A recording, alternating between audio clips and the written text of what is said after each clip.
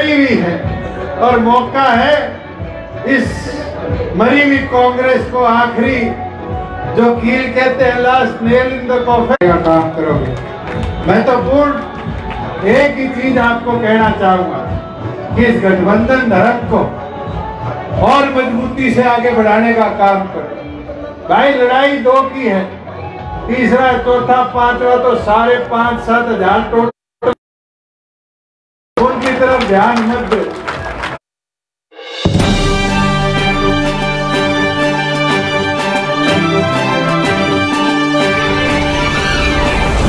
शहर फतेहाबाद की state bank road पर स्थित इलेक्ट्रॉनिक्स, फर्नीचर व हॉलमार्क ज्वेलरी का फतेहाबाद जिले का सबसे बड़ा शोरूम विशाल टीवी केयर शोरूम पर उपलब्ध है देश के प्रसिद्ध ब्रांड के इलेक्ट्रॉनिक्स उत्पाद कुशल कारीगरों द्वारा बनाया गया अत्याधुनिक फर्नीचर, हॉलमार्क ज्वेलरी के बेशुमार गहने शुद्धता की गारंटी के साथ एक छत के नीचे आपको मिलेगी इलेक्ट्रॉनिक्स, फर्नीचर व ज्वेलरी खरीदने की सुविधाएं। एक बार सेवा का मौका दें। विशाल टीवी केयर इलेक्ट्रॉनिक्स, फर्नीचर व हॉलमार्क ज्वेलरी, नजीक स्टेट बैंक ऑफ इंडिया, अनाज मंडी के पीछे, फतेहाबाद।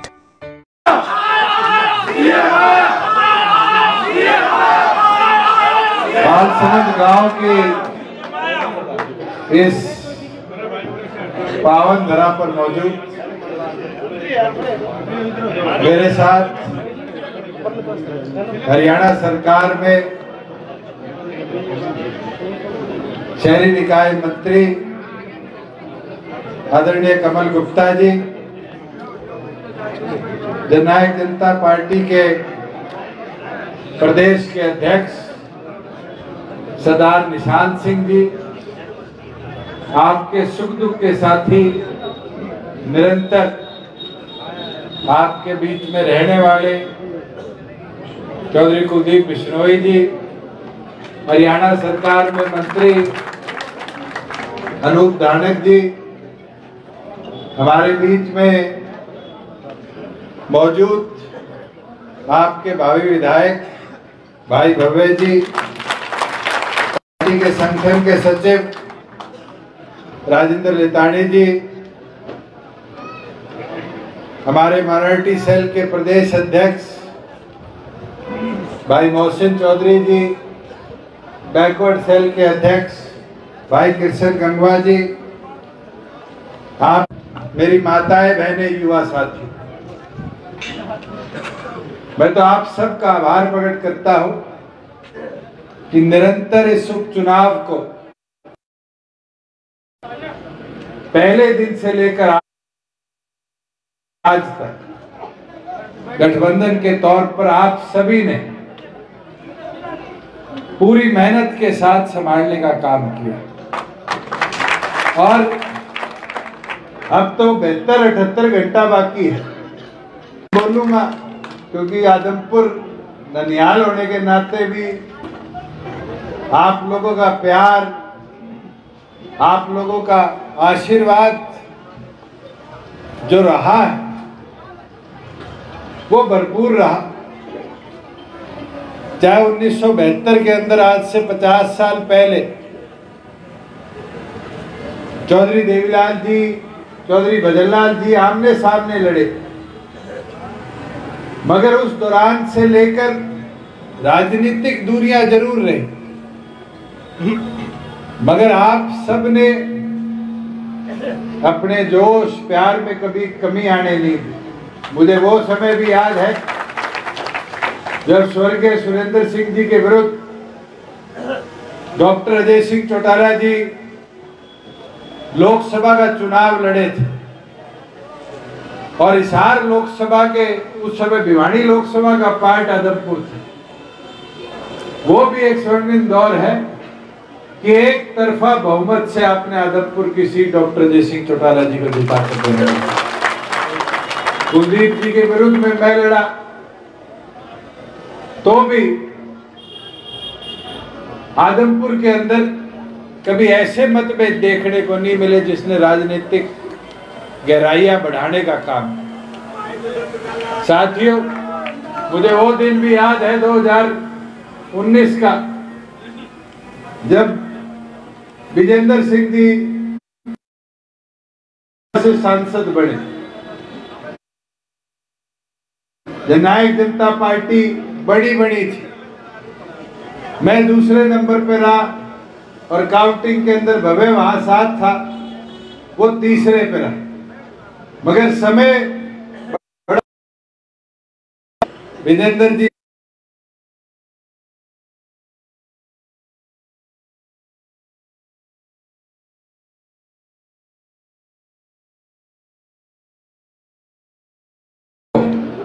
मजबूती के साथ आदमपुर से जिताने का काम। साथियों, पिछले 3 सालों के अंदर निरंतर बड़े उतार चढ़ाव हमें देखने को मिले। सरकार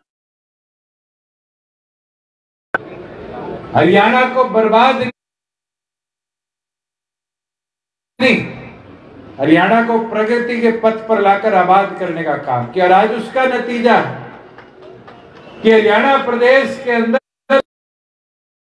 पिछले 1 साल में 30,000 करोड़ का हमने नया निवेश लाया। ये प्रयास रुक नहीं रहा। अभी पिछले दिनों हमारी कैबिनेट ने पद्मा योजना को हरी झंडी दिखाई। आज गांव लेवल पर 25, 50, 100 हर रोज ऐसे लोग ऐसे आरोप लगाते थे। किसानी के लिए हमने आज तक एक कदम नहीं उठाया। साथियों, मैं परसों रिव्यू लेके आया। हमने जीरी की, बाजरे की, दालों की और 1 तारीख से तो कल से मूंगफली। मंडियों में पीपे पीटे हमारे खिलाफ कि किसान के खाते में पैसा न दो, आड़ती खत्म हो जाएंगे। हमने किसान को पैसा देना शुरू किया और जब किसान के खाते में पैसा गया तब किसान को असली। मैं अगर बालसमंद की बात करूं तो मैं कल आंकड़ा निकाल रहा था कि बालसमंद में ऐसे कौन कौन से किसान हैं जिसको लाभ मिला।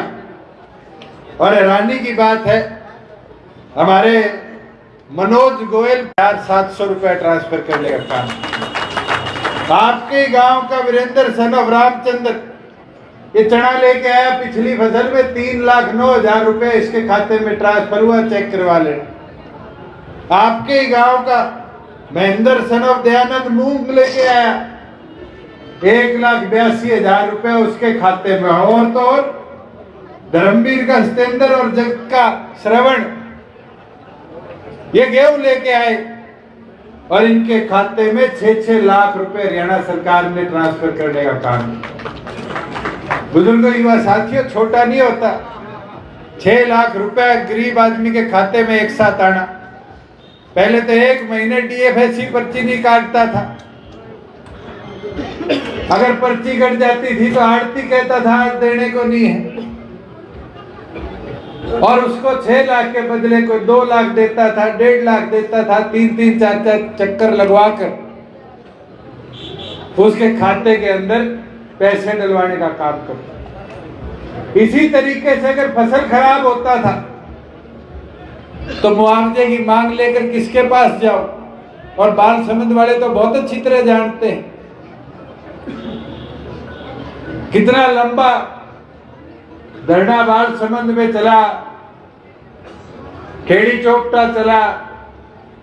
मेरी आपकी सरकार की सोच थी, जहां पटवारियों की कमी थी उसका नुकसान किसान को ना हो जाए, हमारी सरकार ने निर्णय लिया।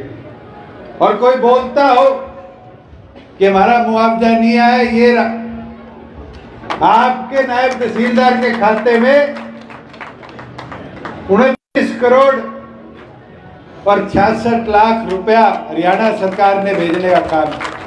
ये तो मजबूरी है, कोड ऑफ कंडक्ट लगा हुआ कि किसान के खाते में आज पैसा नहीं भेजा जाता। पर ये तो 6 तारीख की बात है। कि अगर दड़ोली रोड जाओ तो फाटक बंद, अगर मंडी में से निकलो तो फाटक बंद, बाड़ा रोड जाओ तो फाटक बंद। आज भादरा रोड पर पुल कंप्लीट है।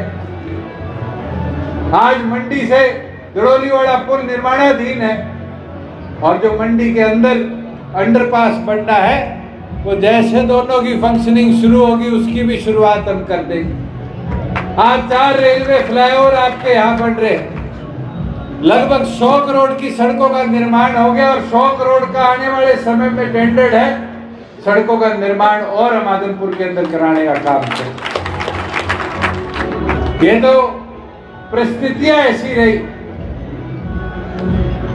कि कोरोना की वजह से काम की गति में गिराव टरकाव आया, मगर साथियों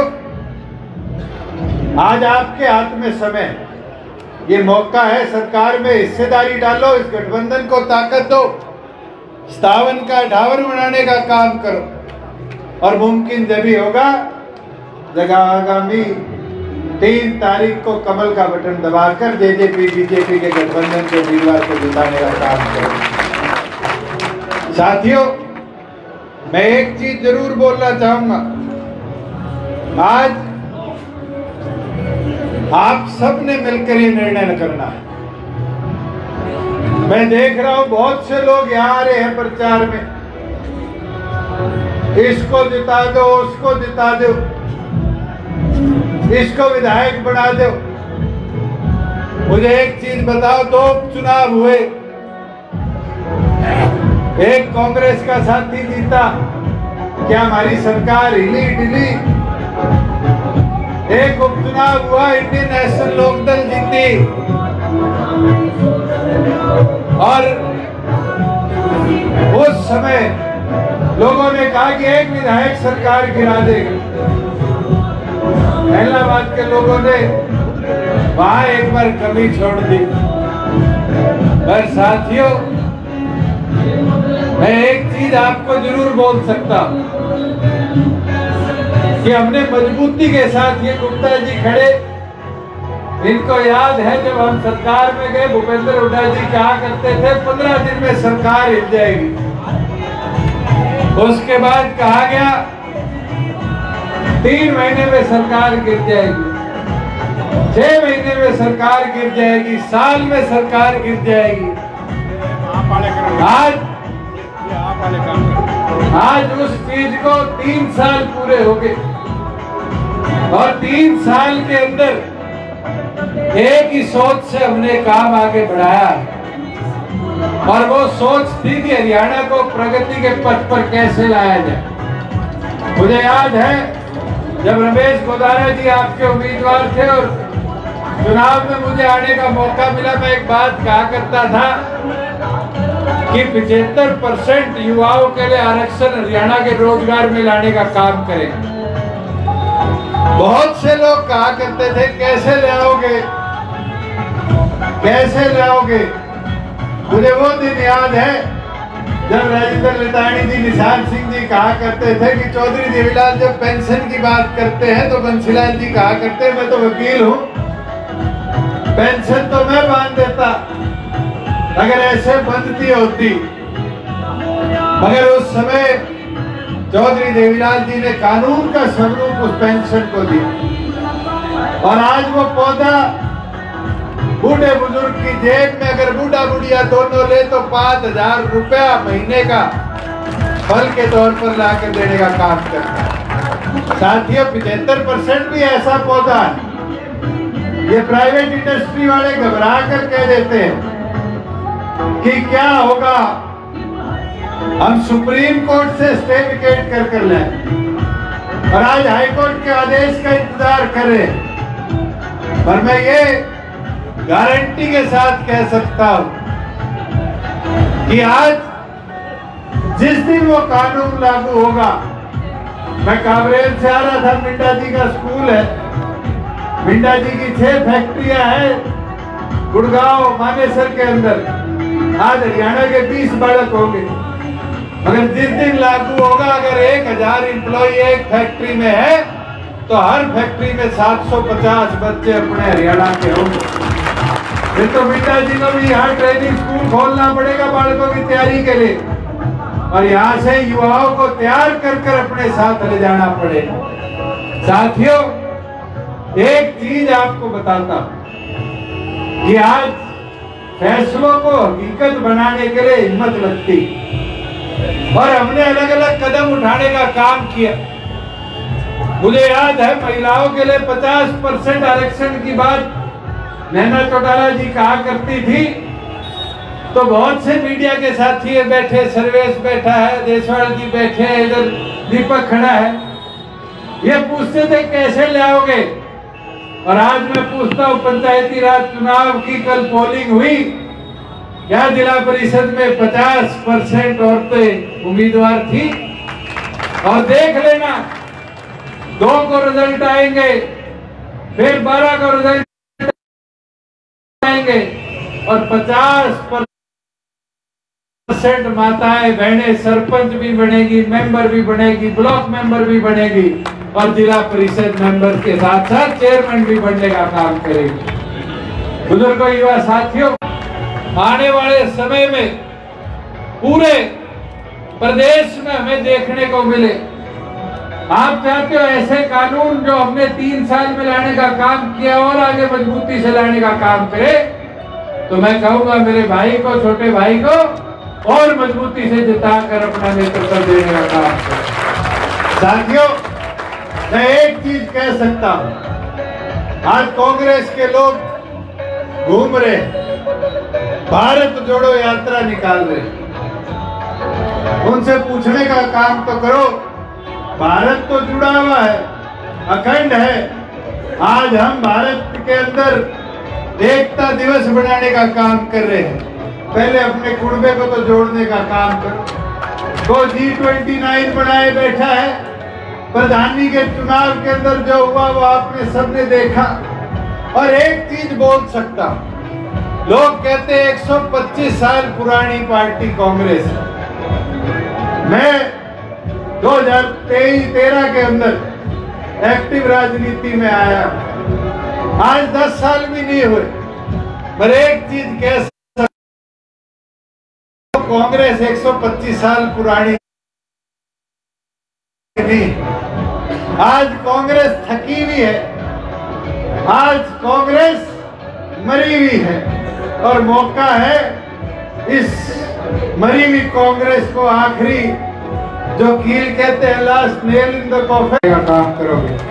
मैं तो पूर्ण एक ही चीज आपको कहना चाहूंगा कि इस गठबंधन धर्म को और मजबूती से आगे बढ़ाने का काम करो। भाई, लड़ाई 2 की है, तीसरा, चौथा, 5वां तो सारे 5-7 हजार टोटल, उनकी तरफ ध्यान मत दो। अब तो इस मार्जिन को बढ़ाओ, और इस मार्जिन के अंदर अपना सहयोग और समर्थन और मेहनत के साथ इस गठबंधन के हमने मजबूती के साथ बड़े बदलाव लेने की हिम्मत रखी। बहुत क्रिटिसिज्म हुआ, मगर गुप्ता जी मेरे को बारी बारी धन्यवाद करते हैं जब मैं कोई एविएशन की बात करता हूं। मैं एक चीज बोल सकता हूं, हिंदुस्तान का सबसे बड़ा एविएशन हम कोई बनेगा तो हमारे हिसार की पावन धरा पर हम बनाने का काम करेंगे। और वहां से IRB की 3rd बटालियन रिलोकेट कर रही है। मैं तो बाल समझ वालों को कहता, या गांव में टिब्बे वाली जमीनें दे दो माने, वो IRB को कहीं और जिले के अंदर ले जाने की बजाय उस IRB की 3rd बटालियन को आपके बाल समझ में स्थापित करा देते। ये जाओ, अवसर दो, और जाकर देगा तो कराने का काम करूंगा। एक चीज याद करा देता हूं, मैं सांसद था, CM साहब उस समय अनाउंस करके कि यहाँ गर्ल्स कॉलेज बना जाएगा। गर्ल्स कॉलेज के लिए बड़ी दिक्कतें आ रही थी। कई लोग थे जो प्रयास कर रहे थे कि उस स्थान पर, पंचायत की जमीन पर गर्ल्स कॉलेज ना बने। पर बताओ, जिस दिन आपका बेटा, आपका भाई सरकार में आया, क्या वो जमीन खाली नहीं कराएगी? क्या वहाँ गर्ल्स कॉलेज का निर्माण शुरू नहीं हुआ? साथियों, ये जरूरी है, और आज ये कदम मुमकिन जब ही है जब आप जैसों का साथ प्यार आशीर्वाद मिलता रहेगा। और मैं तो कहता हूं, आज तो भारतीय जनता पार्टी के साथ जननायक जनता पार्टी का गठबंधन 1 और 11 वाली ताकत है, और इस 1 और 11 की ताकत को और मजबूती से आगे ले जाकर और ताकत देने का काम करो, और 3 तारीख को बड़ी ताकत के साथ हमारे गठबंधन के उम्मीदवार को जिताने का काम करो। मैं तो पूर्ण आप सब यहाँ आए, आपने भव्य को अपना प्यार आशीर्वाद दिया, इसके लिए आपका आभार प्रकट करता हूं, और यही उम्मीद करता हूं कि आगामी 3 तारीख को गठबंधन धर्म निभाकर एक एक साथी भारतीय जनता पार्टी का भी और खास